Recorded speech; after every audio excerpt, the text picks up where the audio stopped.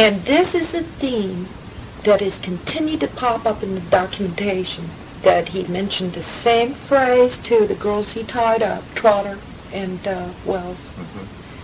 According to the interrogation, he told them, no body, no crime. According to his cellmate, when he was in Martin County Jail prior to being charged with murder, he told long stories in the middle of them, stay up all night, tell stories, get a weird look on his face, to where he's getting off on this stuff. He said, like the way guys would talk about sex, he would talk about murder.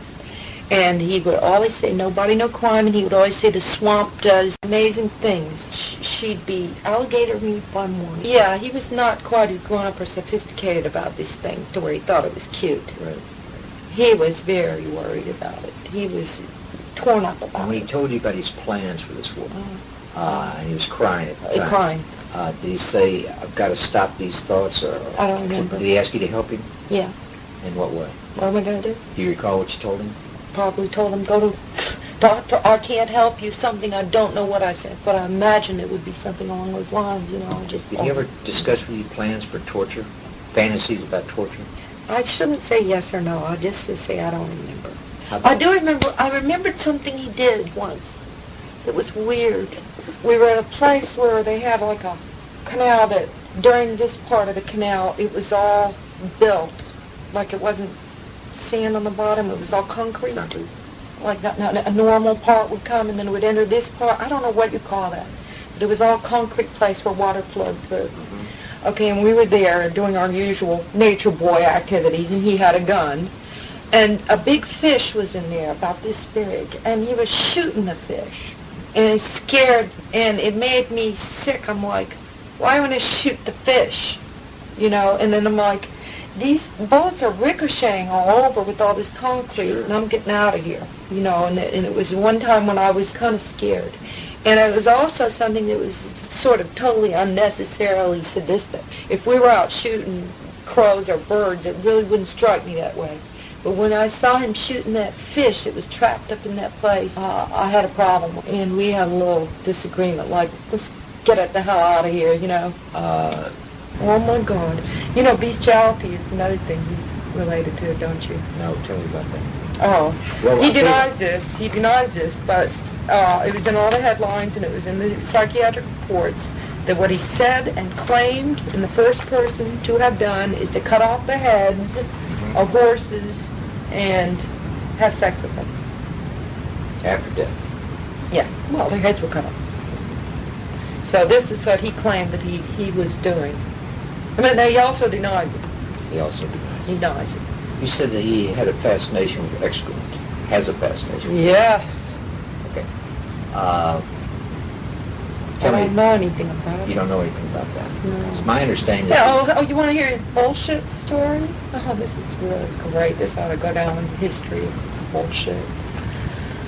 So he wanted to write about murder for his creative writing class, and his hypothetical creative writing teacher looked at it and said it wasn't convincing because it wasn't realistic enough. And he wanted to know from the teacher what was the most, how he could make it more realistic. And they said, well, when people, you know, are killed and stuff, it's like really nasty and stuff, you know. That's what he said. I'm sorry, you know, sometimes it's just ridiculous, but I'm just trying to repeat Sure. the way his mind runs and the bullshit he tries to foist off on people. Yeah. Okay, so he introduced the element of all this excrement in order to make his writing more realistic. It's not because he's interested in it. No, not at all. We understand that. Okay. See, I also understand that he forced his victims to take X-Lax and drink beer so they could watch him defecate. Oh, you got that from his story. You No, didn't get I that. never saw his stories. Yes, you did. They were introduced in the court record. That one murder plan, it says exactly what it says. Having soap is good to make, and beer is good to make them induce. I'm sure you got that.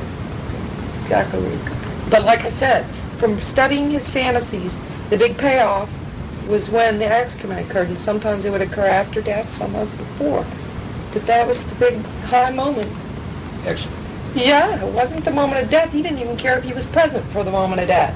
Now he'll write these fiction stories where he stabs a girl and experiences an orgasm, but that is macho posturing. I mean, I'm getting pretty good at this. I tell you what's bullshit and what's real. What do you think happened with those girls? What girls? Okay, let's take, for example, the one he's accused of murdering. In your own mind, what do you believe happened between John and these girls? I'm sorry, because I'm still confused about that one, and I still think it's possibly his frame. Okay. There's too much that is flaky about the case. All right, let's assume. And it doesn't correlate to the pathology I've seen in Schaefer. I don't see the connection. What case Schaefer's pathology consists of no body, no crime. Dump them in the swamp and they'll be alligator meat by morning. He figured this out at the age of 17. So tell me why at the age of 28 he's cutting them up in large pieces of meat. No, it was not a correct crime. That crime was not the way they said it was. They had a hole. It was a new hole. He'd been in jail for 5 months. They had body parts that had been excavated and salted on the ground. They had not been sitting out there for 6 months. If you leave them sitting out there in Florida for 6 months, they won't look like that anymore. The way they looked when they were so-called found was not the way they would look if they'd been sitting out. This so-called grave that he had supposedly dug 6 months ago there in the sand right by the water could not possibly have been in that format as I've seen the photographs, like it was freshly dug. There was no erosion at all. I've seen too much about this crime to really buy that it was a Schaefer deal. I haven't bought that yet.